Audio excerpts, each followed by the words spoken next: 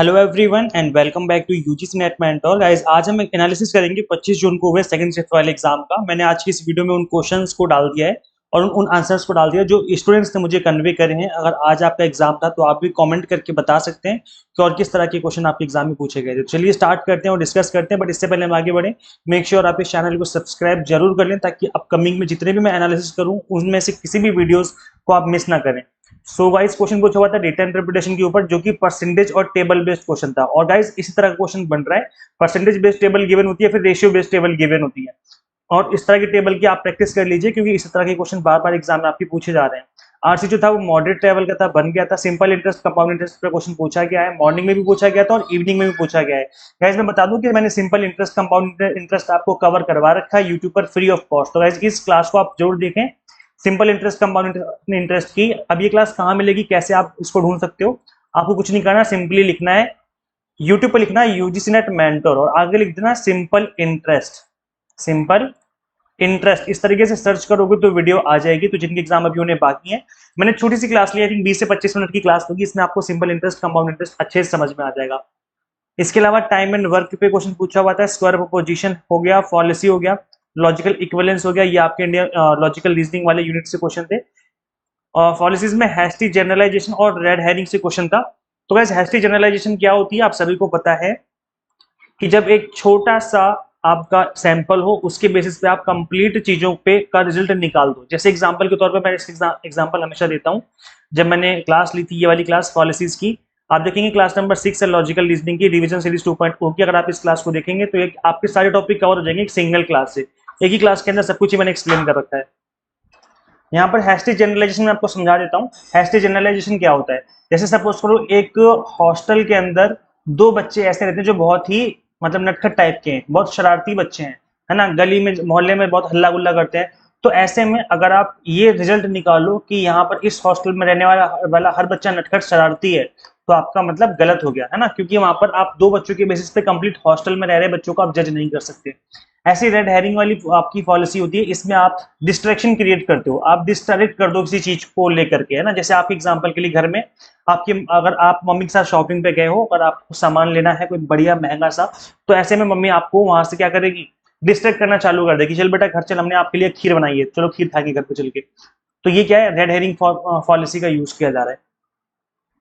Next आपका logical equivalence, ये इसके ऊपर क्वेश्चन पूछा गया था। अच्छा मैं बता दूं कि रिवीजन सीरीज 2.0 की प्लेलिस्ट का लिंक मैं दे दूंगा डिस्क्रिप्शन बॉक्स कमेंट बॉक्स में। इस 50 मिनट की क्लास में आपका पॉलिसीज हो गया, इंडियन लॉजिक हो गया, स्क्वायर प्रोपोजिशन हो गया एंड मूड एंड फिगर, ये चारों टॉपिक आपके एक सिंगल क्लास में कवर हो जाएंगे। तो इस क्लास को आप जरूर देखें, मिस ना करें, क्योंकि जिनके एग्जाम अभी उन्हें बाकी उनके लिए क्लास बहुत हेल्पफुल रहने वाली है। हेतुआ भाषा पे क्वेश्चन था, ये क्या होता है इंडियन लॉजिक में, हेतुआ भाषा refers to policy of reasoning और अ डिफेक्टिव रीजन, जिसकी वजह से इन्फरेंस अनुमान जो है गलत निकल जाता है। It essentially means a reason that appears valid but जो कि वैलिड होता नहीं है, thus leading to a flawed conclusion, मतलब जो हमारा निष्कर्ष है वो गलत निकल जाता है। तो ये पॉलिसी के जैसे ही आप इसको मान के चलिए, भारतीय तर्कशास्त्र में हेतु भाषा का तात्पर्य तर्क की भ्रांति या अनुमान में प्रयुक्त दोषपूर्ण कारण से है। इसका मूल रूप से अर्थ है ऐसा कारण जो वैध प्रतीत तो होता है लेकिन वो वैध होता नहीं है। तो ये पॉलिसी जैसा ही है ऑलमोस्ट। इसके ऊपर क्वेश्चन पूछा हुआ था। यूजीसी एनटीए और एनसीटी की स्टैब्लिशमेंट ईयर पे क्वेश्चन पूछा हुआ था। तो गाइस देखो क्रोनोलॉजी पूछी हुई थी कि कौन पहले आया कौन बाद में आया। तो ऑब्वियस सी बात है एनटीए सबसे बाद में आया है, एनटीए को तो अभी बनाया गया 2017 में, तो ये तो ऑब्वियस सी बात है बाद में आएगा। सबसे पुराना इसमें यूजीसी 1956 में बना था, फिर एनसीटी जो है national council for teacher education 1995 में बना था। तो ये जितने भी काउंसिल है या फिर जितने भी हायर एजुकेशन इंस्टीट्यूशन है इनको आप अच्छे से पढ़ लीजिए क्योंकि ये एग्जाम के लिए इंपॉर्टेंट है। इसके अलावा गाइस क्वेश्चन आपके एग्जाम में पूछा गया था वेरिएंस से रिलेटेड, आई थिंक मॉर्निंग में भी क्वेश्चन पूछा गया था वेरिएंस से रिलेटेड। तो ये टॉपिक है जिसके ऊपर बार बार क्वेश्चन बन रहा है, एक बार पढ़ लीजिए इसको। कोडिंग डिकोडिंग पे क्वेश्चन था। एंड्रोगॉगी पे क्वेश्चन पूछा हुआ था, it is also known as adult learning theory. याद रखिए एंड्रोगॉगी जो होता है वो अडल्ट के लिए होता है, नाम से पता चल रहा है, ए फॉर एंड्रोगॉगी और ए फॉर अडल्ट। और पेडागॉगी का क्या मतलब होता है, पेडागॉगी होता है बच्चों के लिए, it is for children. Andragogy views adults as active participant in their learning process, seeking relevance and practical application। तो जो एंड्रागॉगी है वो अडल्ट लर्नर्स के लिए होता है, जबकि पेडागॉगी जो है होता है वो बच्चों के लिए होता है, जो कि फर्स्ट सेकंड थर्ड क्लास के होते हैं। फॉरेस्ट एक्ट पे क्वेश्चन पूछा हुआ था आज के एग्जाम में, जो कि 1927 में बना था इंडियन फॉरेस्ट एक्ट। इससे रिलेटेड क्वेश्चन पूछा हुआ था, consolidates and regulates forest related matters in India, it covers the protection of forest, the transit of forest produce and the duties that can be levied on timber and other forest product. जो भी forest से related चीजें हैं वो सब इस act के अंदर आ जाती हैं। जैसे आपका कितना एरिया रिजर्व फॉरेस्ट के अंदर आएगा, कौन कौन से जो विलेज हैं उसके अंदर कितने फॉरेस्ट हैं, कितना प्रोटेक्शन उनको दिया जा रहा है, ये सब इसके अंदर चीजें आ जाएंगी। Assessment from teaching aptitude, teaching aptitude के अंदर असेसमेंट से रिलेटेड क्वेश्चन था, तो आप पढ़ लेना एक बार इवेल्युएशन असेसमेंट क्या होता है, फॉर्मेटिव असेसमेंट, नॉर्मेटिव असेसमेंट, इस तरह के क्वेश्चन। मूवीज इन क्रोनोलॉजी ऑर्डर, अब गाइस देखो ये एक नया टॉपिक है जो कि इस बार बन रहा है, आज तक इससे पहले इस तरह के क्वेश्चन नहीं बने हैं। तो शोले का क्वेश्चन था, मुगले आजम का था, मैंने प्यार किया एंड बेबी। देखो बेबी तो रिसेंटली बनी है अक्षय कुमार की, तो ये तो रिसेंटली है। अब इसमें क्रोनोलॉजी पूछी हुई थी तो ऑब्वियस सी बात है सबसे पुरानी मुगले आजम ही होगी इन सब में, है ना। तो ऐसा था, सबसे पुरानी मुगले आजम होगी, फिर शोले आई होगी, उसके बाद मैंने प्यार किया सलमान खान की, फिर अक्षय कुमार की बेबी। तो इस तरीके से क्रोनोलॉजी ऑर्डर लगाओगे तो आई थिंक मेरे ख्याल से क्वेश्चन बन जाना चाहिए, इतना भी टफ नहीं है। प्यूरिफिकेशन ऑफ वाटर, इसके ऊपर क्वेश्चन था, आई थिंक मेथड का पूछा होता। तो कैसे देखो अलग अलग मेथड होते हैं इसमें, बॉइलिंग मेथड होता है प्यूरिफिकेशन का, फिल्ट्रेशन होता है, डिस्टिलेशन होता है, क्लोरिनेशन होता है एंड यूवी ट्रीटमेंट होता है। अब ये डिपेंड करता है कि कौन सा मेथड आप यूज करें, इस बात पे डिपेंड करता है कि वाटर कितना गंदा है और किस तरह का वाटर है वो। These methods helps remove impurities and make water safe to drink. The best method depends on the types of contaminants present in the and the desired level of purification. मतलब किस लेवल की गंदगी है पानी के अंदर और पानी आपको कितना साफ चाहिए, तो उस पर डिपेंड करता है कि कौन सा यहाँ पर मेथड आप यूज करने वाले हैं। तो इस तरह की मेथड पे क्वेश्चन था। एनआईआरए पे क्वेश्चन पूछा होता है, इसकी फुल फॉर्म क्या होती है, national institution ranking framework. It's a methodology adopted by the Indian government to rank higher education institution across the country. The framework was approved by ministry of education, जिसको कि पहले एमएचआरडी कहा जाता था, 2015 में इसको लॉन्च किया गया था। अब चलो फटाफट से मुझे कमेंट करके बताओ कि एनआईआरएफ में टॉप नंबर 1 पे जो यूनिवर्सिटी नंबर इंडिया में कौन सी है। 2024 का डेटा आई थिंक अभी अवेलेबल होगा, 2025 का आने वाला है। तो ये आप मुझे बताइए कमेंट करके, बताओ 2024 के अकॉर्डिंग नंबर 1 पोजीशन पे कौन है। नॉर्मेटिव असेसमेंट पे क्वेश्चन पूछा हुआ था। तो नॉर्मेटिव असेसमेंट क्या होता है, ये नॉर्म्ड रेफरेंस असेसमेंट भी कहलाता है ना। So it is a method of evaluating an individual's performance by comparing it to the performance of larger group. एक बड़े ग्रुप से आप कंपेयर करते हो एक इंडिविजुअल की परफॉर्मेंस की कैसी रही है ना। It aims to determine whether an individual score is above or below or at the average level compared to the average to the reference group. तो यहाँ पर जो रेफरेंस ग्रुप की बात की जा रही है उसके अकॉर्डिंग जो है यहाँ पर असेसमेंट किया जाता है कि इंडिविजुअल का कि उसने कितना स्कोर किया है as compare with the complete group. तो अगर सपोज कोई क्लास में 60 बच्चे हैं और 60 बच्चों का जो एवरेज निकल के आया है वो आया है 80 मार्क्स, 80 मार्क्स निकल के आया है, लेकिन आपका स्कोर रह गया 45। इसका मतलब है कि आपको इससे कंपेयर किया जाएगा कि जो कंप्लीट क्लास के स्टूडेंट्स हैं उससे आप कितना स्कोर कर पा रहे हो। तो फिर आपको और ज्यादा मेहनत करने की जरूरत है as compare with the whole class, है ना। इसके अलावा 5 C's ऑफ सिनेमेटोग्राफी पे क्वेश्चन था। तो इसके अंदर 5 C's जो होते हैं वो कैमरा एंगल हो गया, कंटिन्यूटी हो गया, कटिंग, क्लोजअप हो गया एंड कंपोजिशन हो गया। Are explored in great detail giving you the foundation to create professional level shot. तो अगर आपको प्रोफेशनल लेवल के शॉट लेने हैं तो आपको इन चीजों के बारे में नॉलेज होनी चाहिए। तो आई थिंक इससे रिलेटेड क्वेश्चन था। अब ये आई थिंक मुझे लग रहा है कम्युनिकेशन वाली यूनिट से क्वेश्चन नहीं बन रहे हैं, क्योंकि मुझे नहीं लगता आईसीटी से कोई ऐसा क्वेश्चन बनेगा। टेक्निकल क्वेश्चन तो इतना लग नहीं रहा है मुझे, है ना, आईसीटी से लग रहा है मुझे। कोठारी कमीशन के ऊपर क्वेश्चन पूछा हुआ था। गाइस देखो हायर एजुकेशन के जितने भी कमीशन है सारे के सारे आपको पढ़ लेने हैं।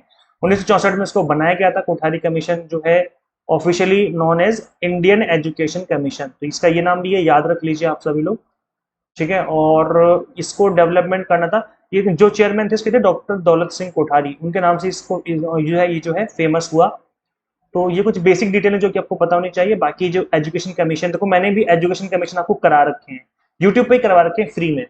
तो अगर आपने वो क्लास नहीं देखी तो देख लो, जिनके एग्जाम अभी होने बाकी हैं। यूट्यूब पे सर्च करना यूजीसी नेट मेंटर और आगे लिख देना एजुकेशन कमीशन, ऐसे लिखोगे ना तो वीडियो आ जाएगी। तो आप जरूर देखें उस वीडियो को अगर आपका एग्जाम अभी हो रहा बाकी है। इसके अलावा मेन मीडियन मोड पे क्वेश्चन पूछा हुआ था। अब एग्जैक्ट क्वेश्चन क्या था पता नहीं चल पाया है, तो मैंने यहाँ पर रिलेशनशिप डाल दिया। एटलीस्ट आपको ये पता होना चाहिए कि मोड जो होता है वो होता है 3 मीडियन माइनस 2 मीन। तो ये आप लोग याद कर लीजिए, बिकॉज इससे रिलेटेड क्वेश्चन आपको देखने को मिल सकता है। टाइप्स ऑफ रिसर्च पे क्वेश्चन पूछा हुआ था आज के एग्जाम में, ये मॉर्निंग में भी क्वेश्चन था। एनसीईआरटी पे क्वेश्चन था। सो एनसीईआरटी जो है 1961 में इसको एस्टेब्लिश किया गया। इसका मेन काम क्या है कि जो भी स्कूल के जो एजुकेशन होती है उसके लिए curriculum framework banana, text book banana and other educational material को बनाना जो कि स्कूल में यूज किया जाता है। ज्यादातर उन स्कूलों के लिए जो कि सीबीएसई से एफिलिएटेड है उसका कंटेंट क्रिएट करना एनसीईआरटी का मेन काम रहता है। इसकी फुल फॉर्म याद कर लीजिए, national council of educational research and training. National education national council, national council of educational research and training, ठीक है। तो ये आपको याद रखना है। इसके अलावा इफेक्टिव कम्युनिकेशन के एलिमेंट्स पूछे गए थे, तो clarity, conciseness, correctness, completeness, coherence, consideration, courtesy. इसका स्क्रीनशॉट ले लो, याद कर लो। ये 7 सीज हैं जो कि इफेक्टिव कम्युनिकेशन में काम आते हैं। 7 सीज के नाम से जाने जाते हैं, 7 सीज, ठीक है। तो इनका स्क्रीनशॉट आप ले सकते हो, याद कर लो, क्योंकि इससे रिलेटेड क्वेश्चन दोबारा बन सकता है एग्जाम में। मॉडल्स ऑफ कम्युनिकेशन पे क्वेश्चन था, I think barriers of communication को पूछा हुआ था। न्यूक्लियर रिएक्टर से क्वेश्चन पूछा हुआ था आज के एग्जाम में। इसका क्या काम होता है? Used to initiate and control a fission nuclear chain reaction. They are used for commercial electricity, marine propulsion, weapon production, and research. Fissile nuclei absorb single neutrons and split, releasing energy in multiple neutrons, which can induce further fission.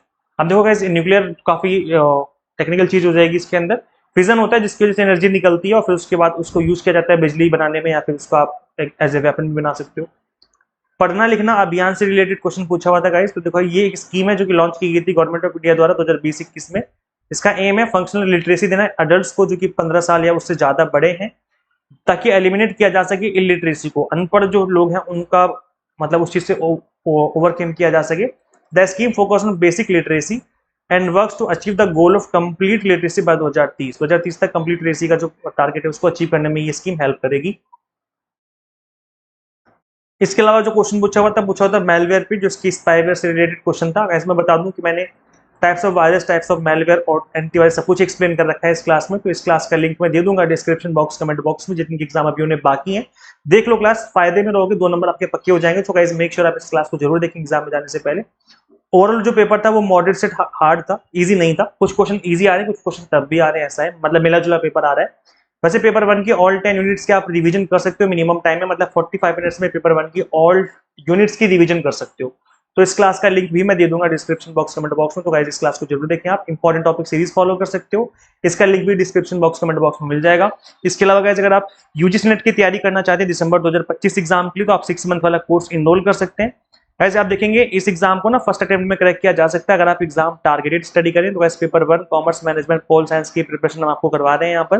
Complete content यहाँ पे आपको bilingual मिल जाता है, 100 mock test मिल जाते हैं, PDF notes मिल जाते हैं, जिसके थ्रू आप मल्टीपल टाइम रिवीजन और प्रैक्टिस कर सकते हैं।